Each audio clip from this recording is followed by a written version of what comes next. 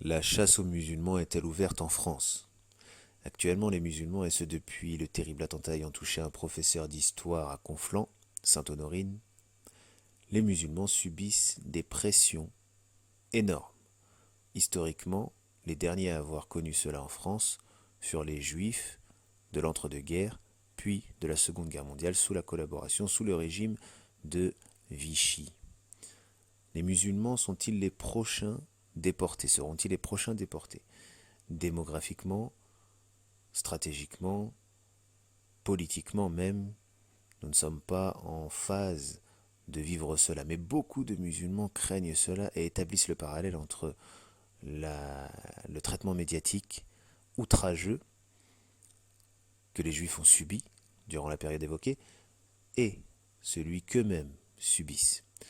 Ainsi, lorsque l'on entend le ministre de l'Intérieur Gérald Darmanin annoncer que beaucoup de personnes, certaines personnes selon lui, et comprenait beaucoup de personnes, vont recevoir des visites, comprenez des perquisitions, des contrôles, etc., simplement pour qu'un message leur soit envoyé, même s'ils n'ont rien à voir avec l'enquête en cours concernant l'attentat de Conflans-Sainte-Honorine. Lorsque l'on voit cela, lorsque l'on entend cela, il y a matière à craindre. Mais matière à craindre quoi? Soyons intègres et soyons prêts à nous défendre juridiquement, physiquement également. Car les deux sœurs voilées ayant été poignardées au pied de la tour Eiffel, elles, personne ne les a prévenues.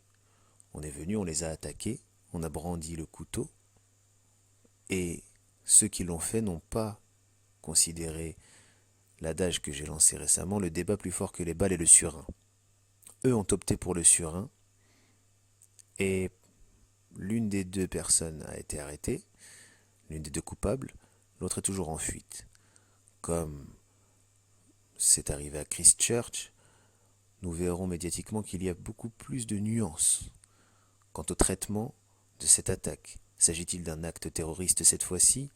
S'agit-il de radicaliser se basant sur la théorie du grand remplacement de Jean Camus lui-même, s'inspirant de l'auteur juive d'origine britannique, à savoir Beth Ye'or, britannique d'origine égyptienne, pour être plus précis et plus correct.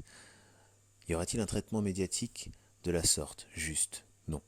Ceci alors que beaucoup de pays alliés, voisins, amis de la France, tels la Suède, la Suisse, ou encore même les États-Unis, le monde anglo-saxon de manière générale, la Grande-Bretagne à sa tête, où justement le traitement médiatique est beaucoup plus juste, beaucoup plus nuancé.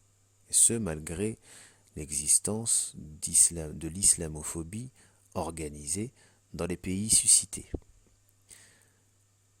Ainsi, nombre de musulmans craignent aujourd'hui au sujet de leur intégrité physique, notamment les femmes, car l'inconsistance et la lâcheté des islamophobes ne leur permet que de s'attaquer à des femmes. Et beaucoup prétendaient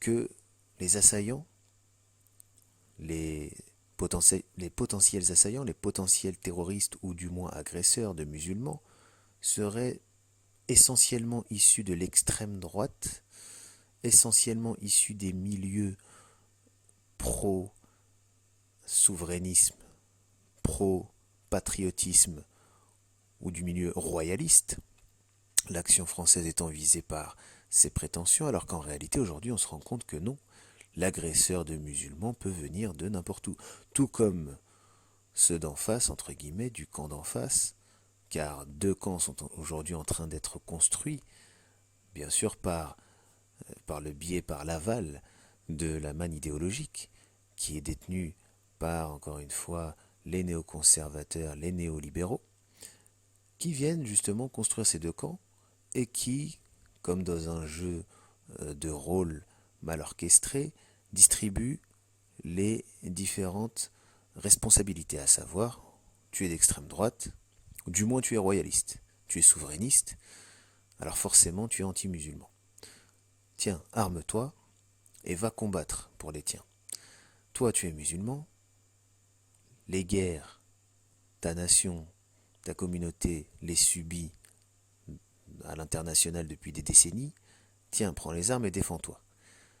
Le problème étant, encore une fois, que les armes que l'un comme l'autre des camps emploie afin de nuire à l'autre sont bien plus faibles, bien en deçà des armes intellectuelles, des armes idéologiques que leurs aïeux ont employées afin de se défendre, d'une part, contre les assauts du camp adverse, mais également d'être capable de passer outre, comme lorsque Salah ad-Din al-Ayyubi, Saladin, le conquérant, qui certes a prôné le ash'arisme, la ash'ariya par ignorance, mais qui a libéré les terres saintes, les territoires saints des croisés, et même qui a poussé plus loin et a combattu même les États latins d'Orient, lui qui a libéré la Palestine, lui qui a libéré le Chem plus largement, et l'Égypte avant cela,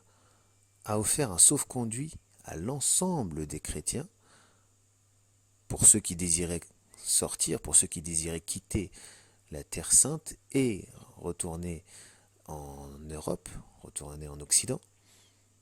Quant à ceux qui voulaient rester sur place, ils avaient la vie sauve et leurs droits leur étaient acquis.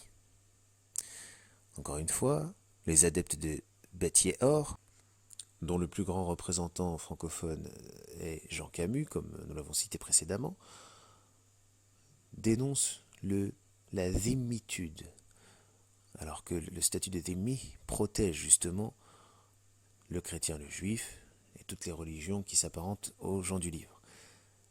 Ainsi, parmi nos prédécesseurs proches historiquement, nous avons des exemples probants quant à la capacité de passer outre nos différences afin justement de vivre chacun dans le respect de l'autre.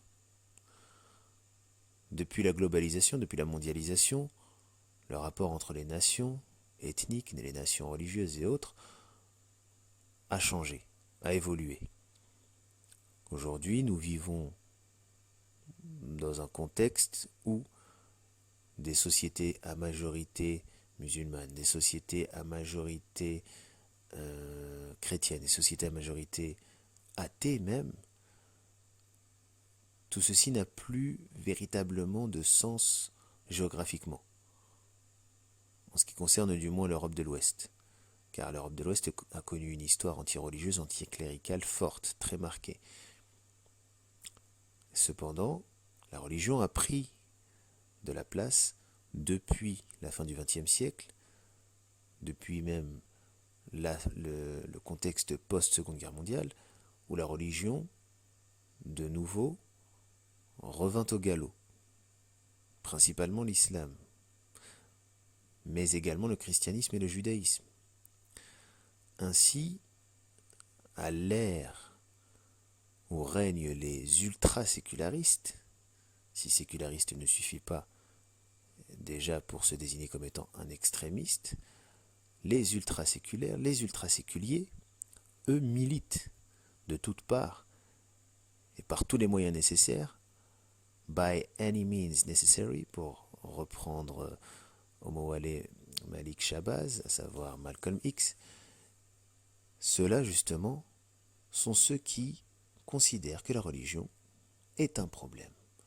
On voit aujourd'hui beaucoup d'internautes, beaucoup d'utilisateurs des réseaux sociaux qui se lâchent disant que c'est la religion le problème. Et certains politiciens qui sont adeptes du politiquement correct viennent hypocritement dire non, ce n'est pas l'islam qui dérange, c'est l'islamisme. Mais en réalité, aujourd'hui, ce que l'on voit, c'est que le seul musulman acceptable, c'est celui qui est basé, construit sur le modèle de Hassan Chalgoumi.